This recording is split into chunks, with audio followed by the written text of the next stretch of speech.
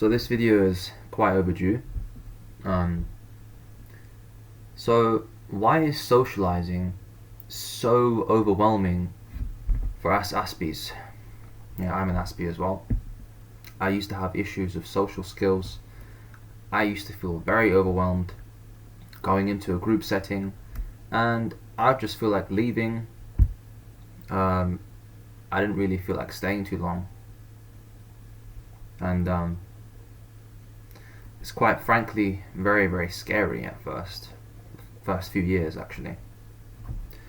So in this video I want to talk about how it's actually overwhelming, but more so I want to break it down in two different components. So there's a hardware component and then there's a software component. Society mostly talks about the software component. That is, oh, you're overwhelmed in a social situation because you simply don't feel like you're good enough, and your sense of self-worth is very, very low, or you're just different and you just think differently, and they just give you all these vague references, and it doesn't really help you, to be honest. It didn't help me. It just made me more frustrated and really angry that no one can actually help me. So I'll just go into the first component, which is the hardware, because you have the hardware and the software. The software is your mindset, like what you're thinking and your thoughts and everything, your thought patterns. Your hardware is actually, the different parts of your brain and what they're doing in terms of neurobiology.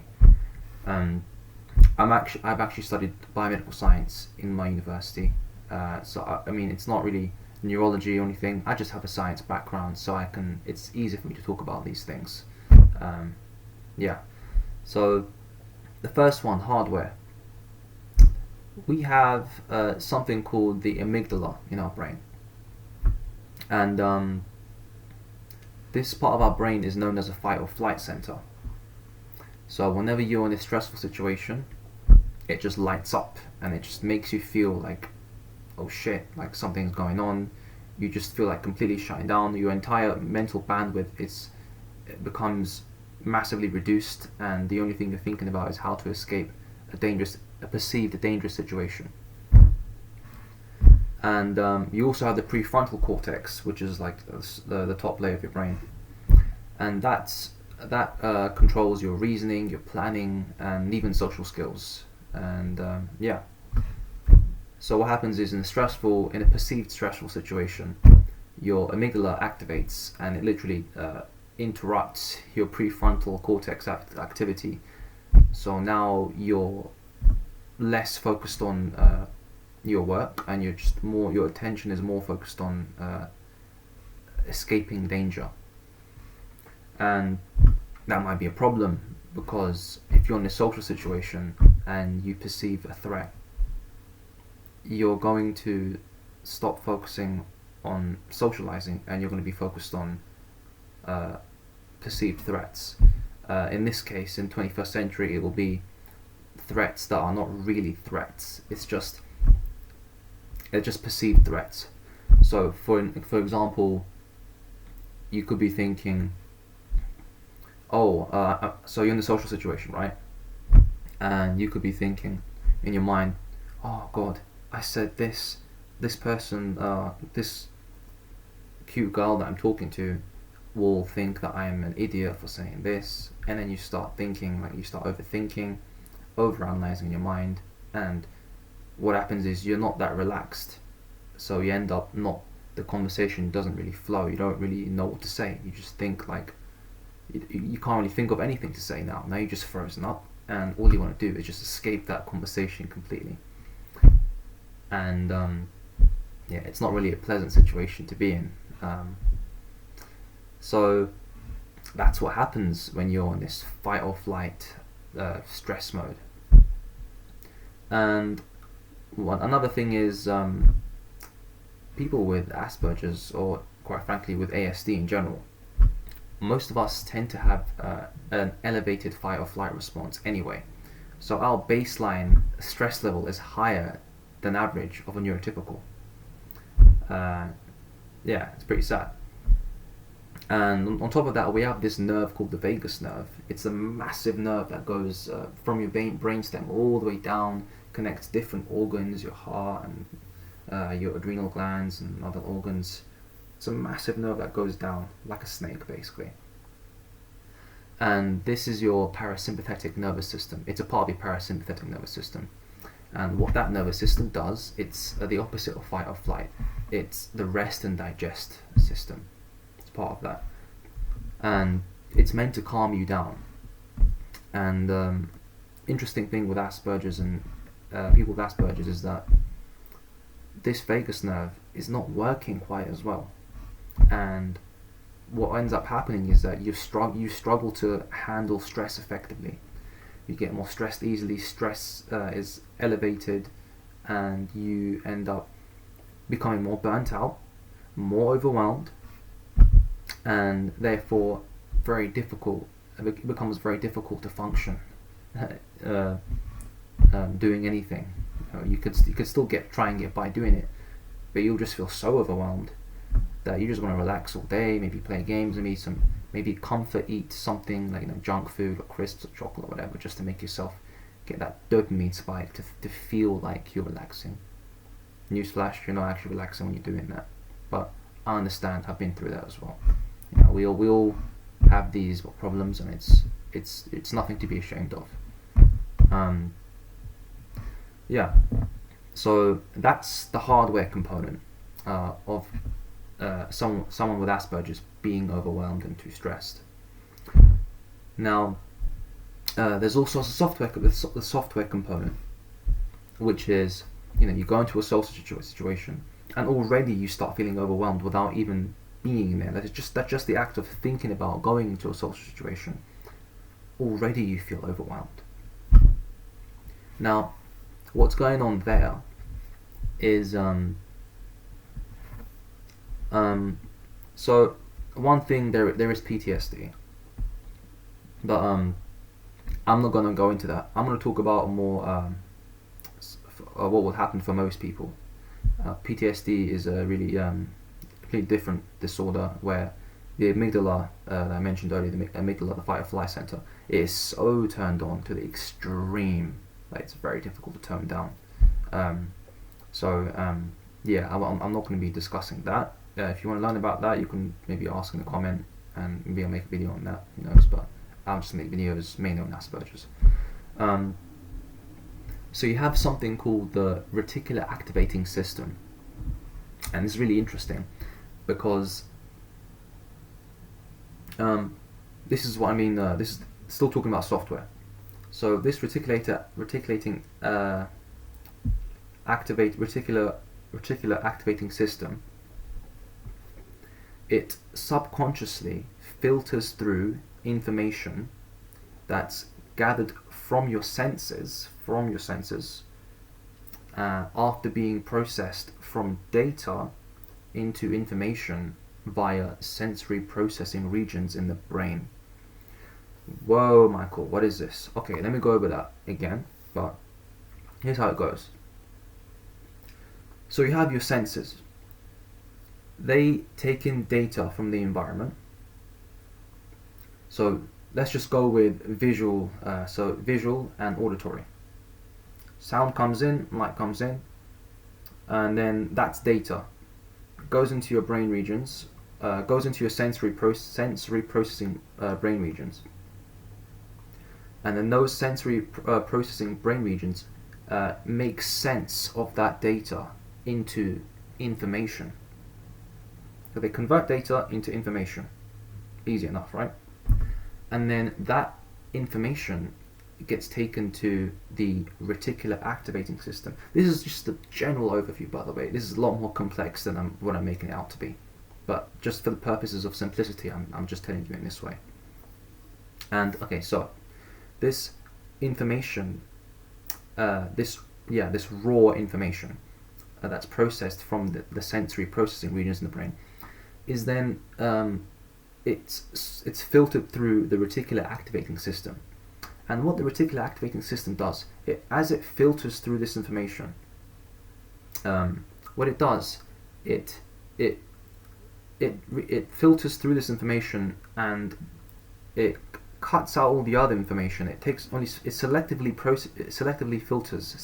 filters this information, such that afterwards, the result of that, this final new information 2.0, let's call it that, is then taken to your cortex or your perception. So then you finally perceive that information 2.0, and then to you finally, like, you're conscious of it. You're like, oh, there we go. Oh, that's what I'm seeing right now. Yeah.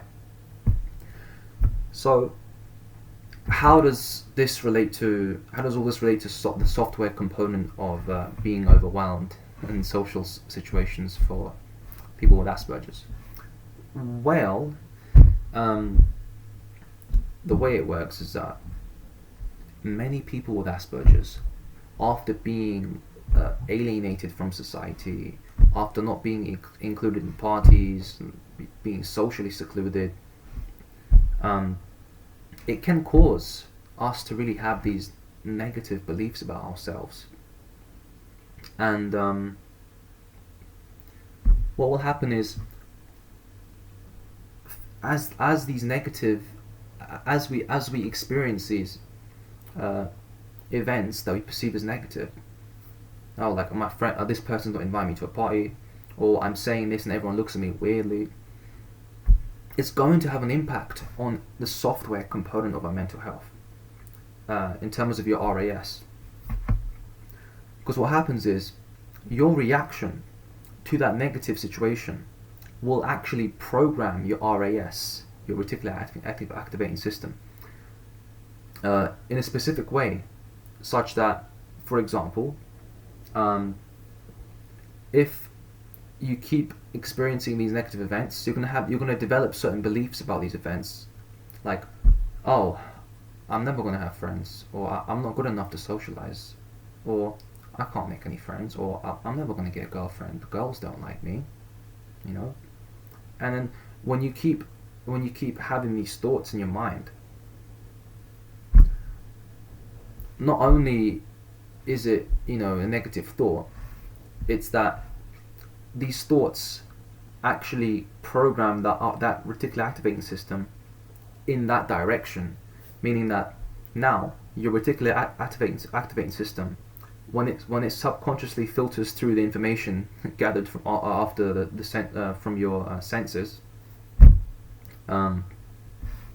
it will only select the information. It will only filter through the information that you've programmed it to filter. Meaning that if you're talking to a girl and she, for example, she laughs, it's very likely that you're going to perceive that as a negative thing more than the positive thing. Say if you just made a joke, and then this lady that you find attractive, or hell, if you're or boyfriend, or boy you find attractive, whatever, then you're going to interpret that as negative. You're going to think, oh, they laughed because I'm an idiot or something, right? Because that's what your RAS has. You've programmed your RAS to do that. Your RAS will look for evidence in that information that will confirm the beliefs that you've programmed it to attune to. That makes sense. Doesn't make sense, please ask me and just post a comment below and just tell me, and I'll just clarify for you. I can clarify anything you want. So that's the software component. So as you can see, there are essentially what you call mental feedback loops. You have a belief about something. You have you have a thought that you repeat every time certain situations occur, and then every time they occur, you cement that thought again and again into a belief, and then that belief gets ingrained into the RAS filtering system, and then the RAS automatically just looks for evidence to confirm that what you believed is true. So then that could explain why people, when they go through life, they'll just perceive their life as this like hell that they just can't escape from. Now, don't get me wrong, there are people out there, of course, that are in very dire situations. They're in poverty, and they have genuine situations that they cannot possibly escape from, and they need help. I'm not saying that anyone can just help themselves. What I'm saying is that for the most people that have these sorts of issues that I'm describing, it tends to be this specific problem, and it's nothing to be ashamed of either. That's not what I'm saying. It's just that it helps to have an awareness and an understanding and a sort of clarity, you might call it, that when you know this mechanism is occurring, at the very least, if you're aware of it, that kind of just calms you down a little bit. You just become like, okay, well, I see what's going on here. This is happening. Oh, okay, yeah.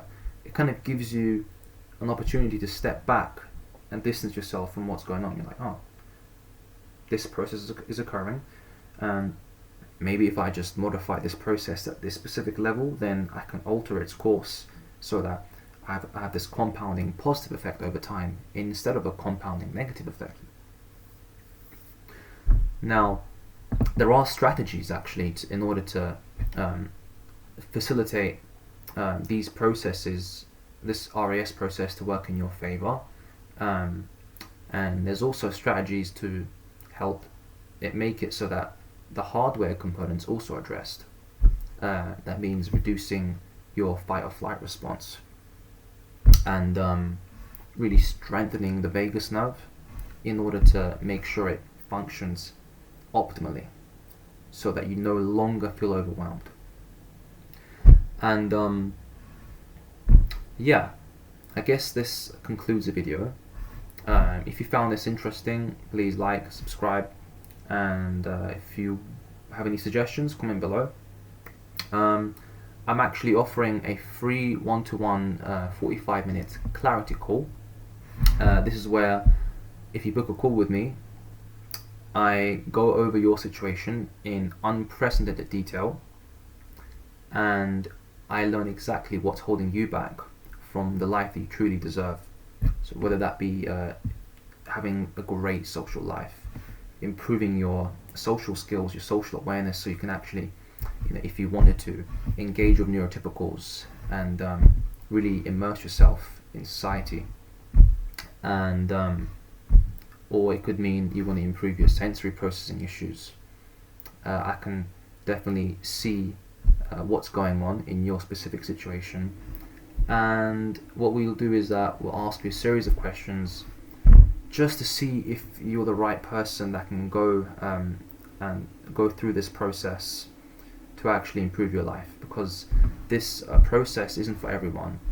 I've learned everything I've learned has been over the course of 7 years, from my early years in uni all the way up till now, and it takes work. It really does. It takes effort and discipline to get through it. But I've covered everything, all the way from motivation to the step-by-step granular processes in meticulous detail.